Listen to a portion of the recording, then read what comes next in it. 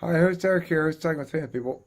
And tonight we're going to talk about, in this episode, core values, what different types place as core values, and where they make their meaning, how they foundationalize their existence. So I think this links in pretty nicely with the previous subtype conversation because the reason it came up to me in mind today as a topic is I went over to my parents' house this morning.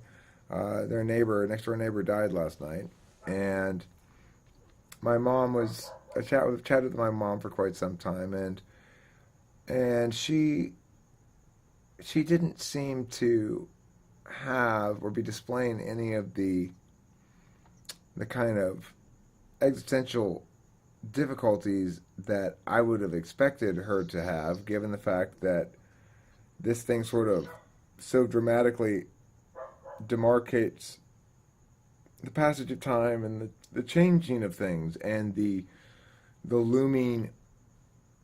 looming specter of death. You know, my parents are 80 years old, and their next door neighbor just died. I expected that it would be somewhat metaphysically challenging for them, but I really don't think it particularly was for my mother. And It's I'm because not she's quite. 80. It's because she's 80. Yeah, she's been through this rodeo a few times. Huh. Well, I hadn't really thought of it in those terms, but I mean, I guess that's certainly a plausible explanation as well. Uh, Still, the sort of pragmatic approach to, well, we're going to we're going to help her by bringing her newspaper up to the porch for her because she doesn't walk very well. And to me, it just felt like some sort of failure to understand the depth of the event or something. And I attributed it somewhat to type, but although Taylor's explanation makes a lot of sense as well.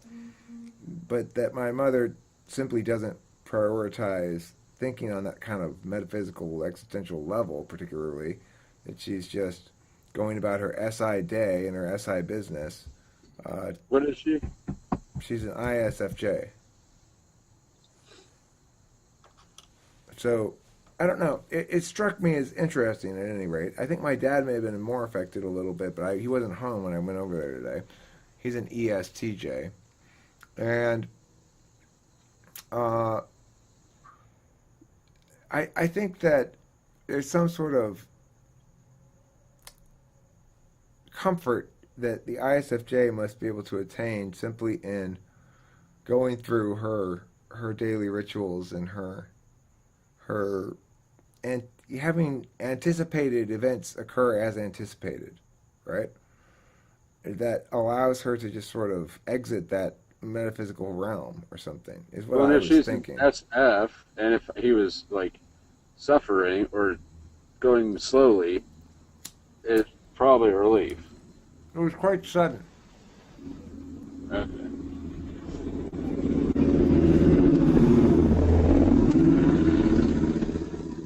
Crop dusters.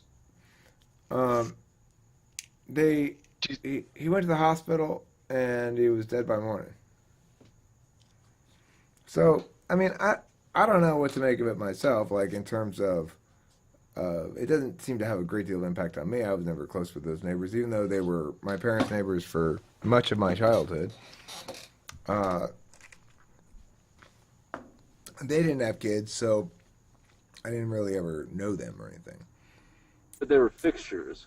They were fixtures, exactly, and they mark that marks like the end of one of the remaining fixtures from my childhood that still was there, right? Or at least half Do of you Right. it. think it's do you think it's a problem that you're having with your SI because it's inferior? Yeah, for sure, for sure. It's It like seems Think I you'll like have your to fix mother's already reconciled it. right, but how could she? It just happened like last night. Well, that's her dominant function, SI. She's going to be a lot quicker at it than you are. Uh-huh. Also, what about like that? Because for you, SI is your fourth function. So Yeah. for her, it's her first, but then any's like her fourth and whatnot. I'm just wondering if maybe she didn't seem to be as bothered by it because there wasn't really time to catastrophize about it. It just sort of happened. There wasn't like a build up where there was like Wasn't worrying to be done. opportunity, yeah, worrying, and then maybe for you because that fourth slot's more tied into your more like When, your inner impulses uh, and whatnot. What? sorry, when your 80 people have been dying spontaneously for probably a couple decades, I'd imagine that she just has not been that surprised by it, whereas he was a fixture to you that you never thought about until he died. And then it kind of, there's something that wasn't recognized. I just saw him. I mean, I just saw him like last week, right? When I went to my parents, I saw him on Saturday. I went to my Well, parents, and he was walking out from the front to his house. Now he's dead. It's crazy. Anyway,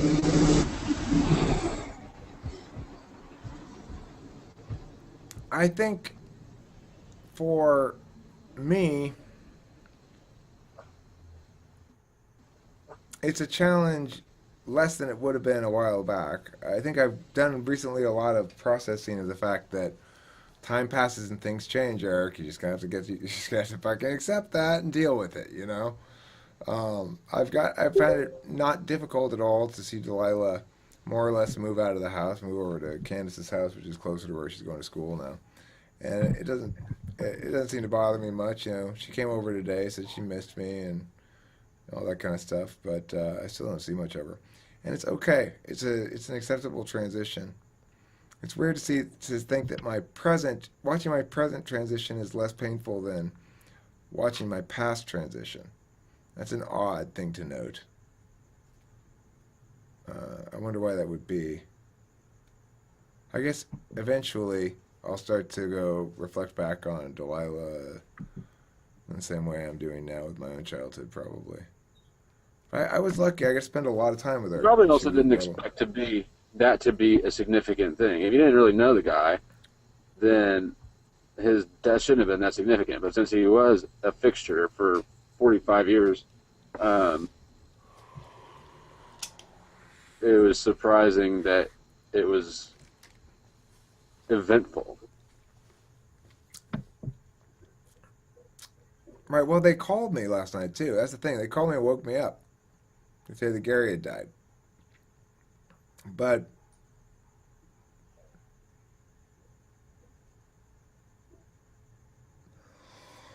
well, okay. So have I considered? Margie asked if I've considered that it's my FI not picking up on the depths of her feelings.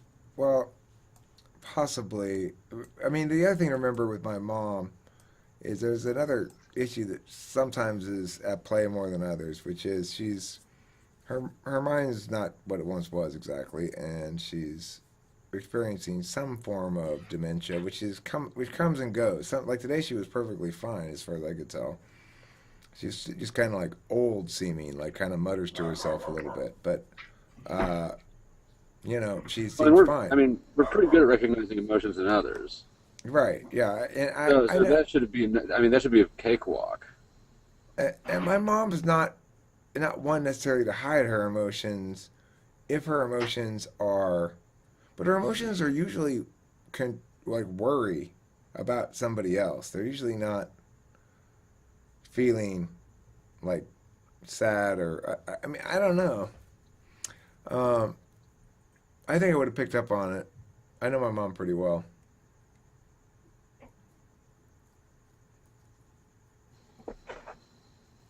but what she did end up talking about a little bit was a death that did I think affect her a lot more, which occurred maybe when I had to be about 20, and it was one of her friends, the Barbarics. They had a kid, and they had three sons. The oldest of whom was quite the athlete and had a promising future, and then got some rare form of cancer and ended up dying around the age of 20 or 21. And that obviously affected that family a lot, and it affected my family a lot because, uh, like everybody in the community went out and gave their various, like bone marrow and blood and all the various things you're supposed to give to save the guy, and it just didn't work out. They weren't able to save him, and so we talked about that death a little bit as well. And that was, she seemed to have genuine feelings of sadness about that came through.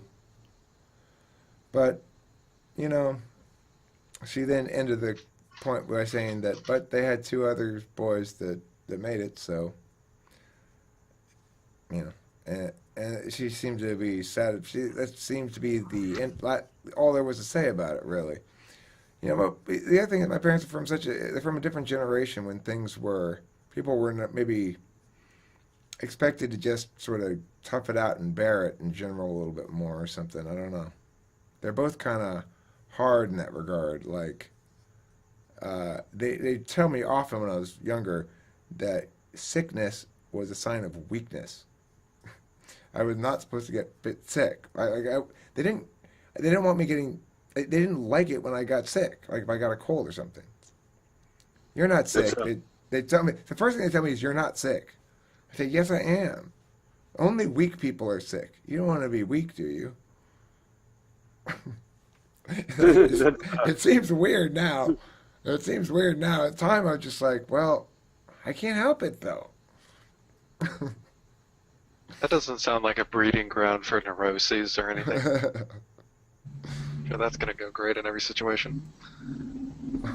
But anyway, so I learned that a couple of clear rules around my house was, what was a word my mom used? Wasn't it weak that my mom used all the time? Though she was, you don't want to be, sickly. You don't want to be sickly, she'd say all the time. And then my dad would say something along the lines of, "Yeah, sickly people they have some sort of weakness about them. Like they just didn't approve of physical illness, or illness or injury. They had a moral objection to those two things. They also had a moral objection to sleeping in. There was no way in hell I was sleeping in past 7 in the morning. It's not healthy to sleep in this late, Eric. What do you mean it's not healthy to sleep? It's Saturday. Just get out of bed. Come on. I got stuff to do in here. Just get up. Let's go. There's no sleeping in allowed in my house.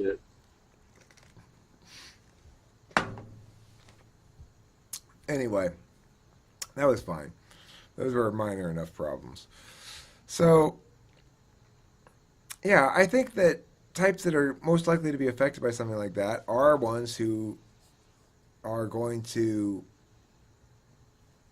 be least equipped to deal with it. So, who's the types who are going to be least equipped to deal with death? Are a type that has SI in the 4th slot and FI in the 7th slot.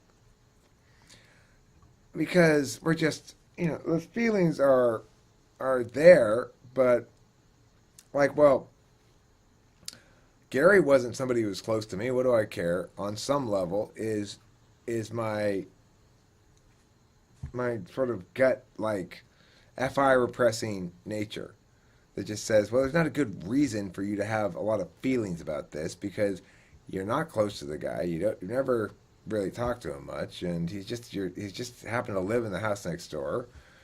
That's sort of the TI saying there's no reason to feel feelings about it. But I'm sure I am feeling feelings about it, but I don't really feel what they are at the moment. I just note that they must be there, and I have a sense of the sort of gasp for breath that I get when I feel existential terror. So I don't know. I think the best type to probably understand and experience these things would be somebody like an ISFP or an INFP with FI in the dominant slot, although it must be awful to experience bad things if you have those in your dominant slot. I could go. I think also. Do I ask her? I think having FI in the dominant slot also gives them a greater ability to sort of sift through the feelings, whereas if it's unconscious, it's definitely more of an effort. So, I mean, well, it may hurt JC quite a bit. What's that? JC's got FI in the second slot. Let's ask her. JC, are you there, or are you traveling to Atlanta right now? Hold on. Whoop whoop. Sounds like she's playing ping pong. Um. Okay, so as far as coping with bad things goes, uh, I don't know if FI higher up would be better or worse because I feel as though I can avoid a lot of those negative emotions. I think that we're a really, well, we are a really adaptable type. We are. JC, And Yeah, can you pose a specific question? sure. With somebody with FI in the second slot, do you feel that if something bad happens, like a death or something unfair that you feel bad about, do you feel as though you're better able to process it because you have FI in the second slot, or that you feel it worse, or both? Both, maybe. But I don't know. Like, okay, when my mom passed away when I was 16, and like that was really hard. But like, I don't want to say I got over it really well, but like, my sister has proposed to me, and these are thoughts that I've also had myself. That like, why have I been so like smiley on the surface, like she thinks that I haven't fully processed. Like she's scared that in the future I might like break down because I haven't fully processed these emotions. But I don't feel like that's what's happened at all. I feel like I feel like I processed. I don't know, So it's almost like a fear. But like these are things that I've also asked myself. It's not like she's the first person who's like what I mean to say is like I've asked myself like, am I really, like how I check in with myself like, am I really feeling sad about my mom, or like is it, What does am I really over it? what does processing an emotion using FI feel like? Does it just feel like experiencing it until it goes away, or what? I don't know if it necessarily has to go away. Like it doesn't have to go away. I think it's more knowing what it is and how it may or may not affect you. Maybe. I mean, would you say that at any given moment you're walking down the street, you're experiencing a given a specific emotion? I don't think that I'm consciously thinking about. I don't know. No, not necessarily. I mean, yesterday, like me and my sister were driving, like through the country of freaking Georgia, and like I was just like, it is really pretty down here, and like some like it was like sunset, like the sun was going down, and like you could see all the land, like there's just so much land out here, and I was just like, like that right there, that's a really pretty scene, you know what I mean? And she was just like, I thought you hated out here. I was just like, I hate it out here. I hate Georgia. I hate the country, but I can acknowledge that that's a really pretty scene. I don't know. Well, I know, Margie, that the FI makes value judgments, but saying FI makes value judgments is the same thing as saying that feeling physical pain makes value judgments. Yes, it does. It tells me, oh, I shouldn't put my finger in the fire. It burns me and causes me pain. But the experience of the pain, nevertheless, is there and persists beyond the teaching moment, right? So, I mean, that's the problem, is that the sort of discomfort that FI causes seems to me a lot worse. FI dissonance is worse than TI dissonance in terms of actual physical experience of the discomfort of it. Wouldn't you agree?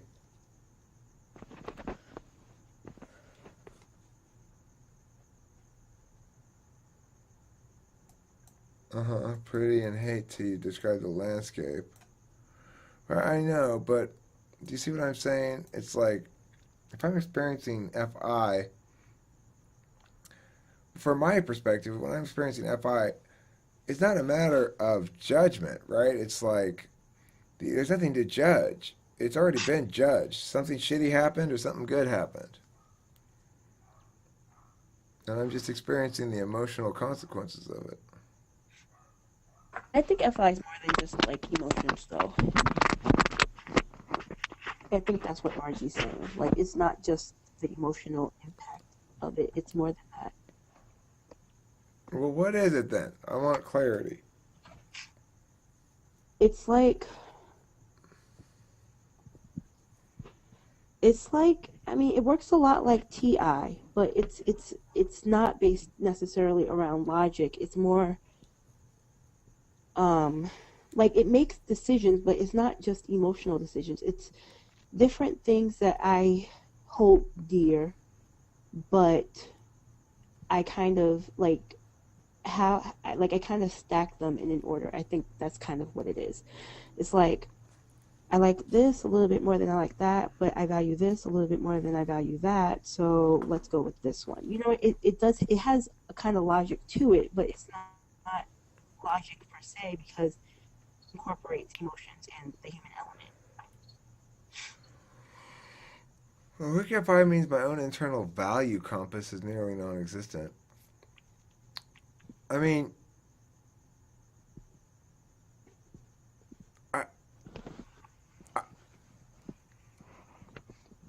Taylor, what do you think about that? What am I talking about? So I just got a really feeling message. It could actually be a fun project because I don't know how to respond to it. Nick sent me something gay.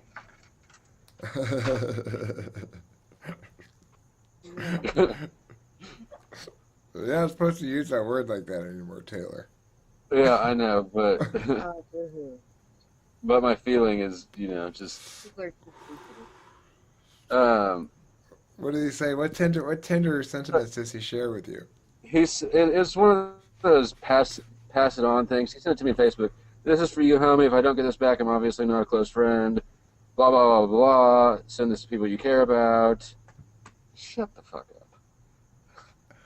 All right, this person actually said, "If I don't get back, you don't get back to me on this, you're not a close friend." Yeah, but he just forwarded it on. Oh, it's not something he said himself. No, but he still sent it, and it's. He's doing that just because it's gay. Is he doing that because it's gay? And when you don't send it, he's really actually giving you shit for the fun of it. Did he go to rehab?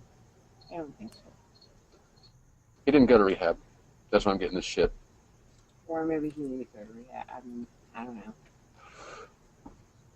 I see. So what do I say back to that? Because I don't want to send it back and perpetuate the bullshit. You just say.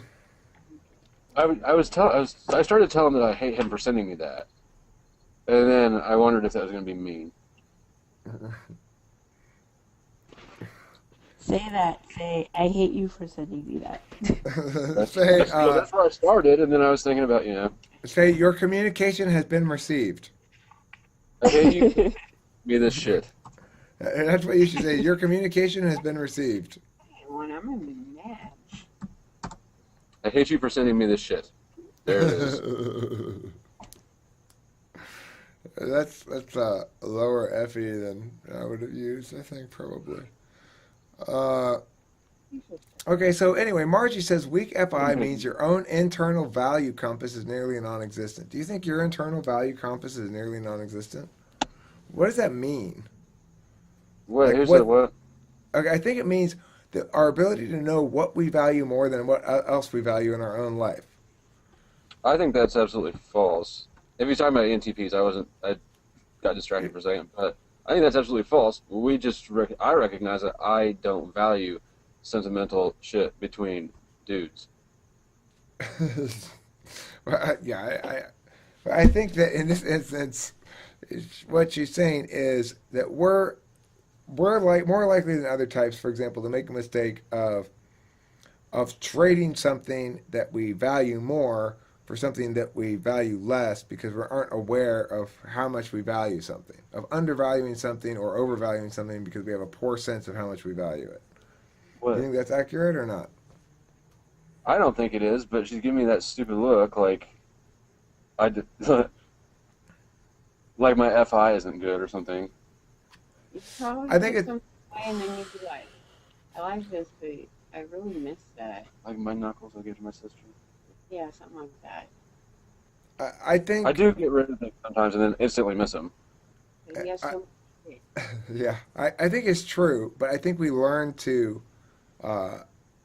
we learn to not trust our like we learn to be logical about it, basically.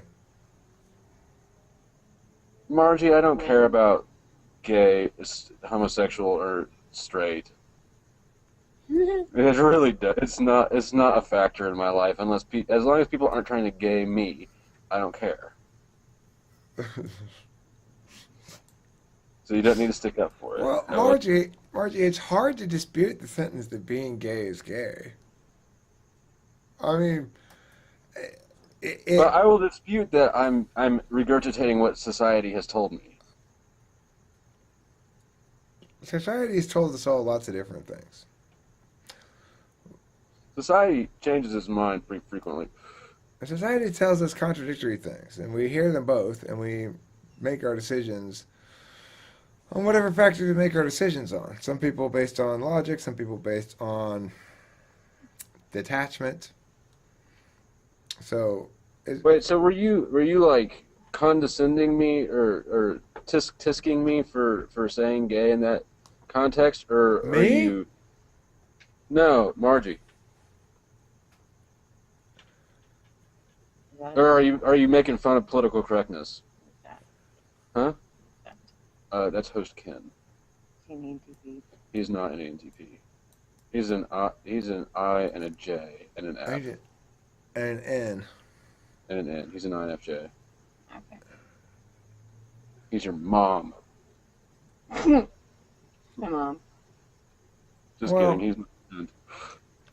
the thing about gay as a word, of course, is it does describe certain behaviors accurately. Now, when straight guys use it to say that behavior is gay, it's usually not to encourage that behavior, granted.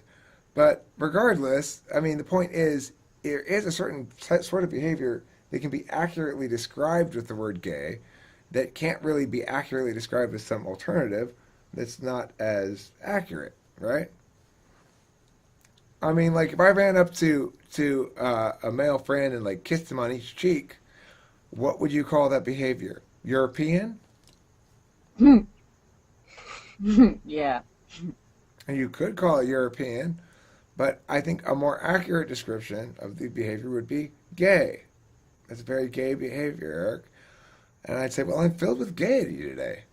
That's why I came up and kissed each of your cheeks. I'm chock full of gaiety. It doesn't have to be. It doesn't have to be a derogatory thing to be accurately descriptive, right? What did I miss? I think we were talking about FI. I left, came back, and the topic was gayness somehow. You're talking about having a gay day. Oh, okay.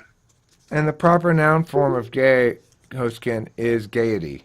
Okay, so we don't. Oh, gaiety. Okay. Yeah, I mean, we something gay just accurately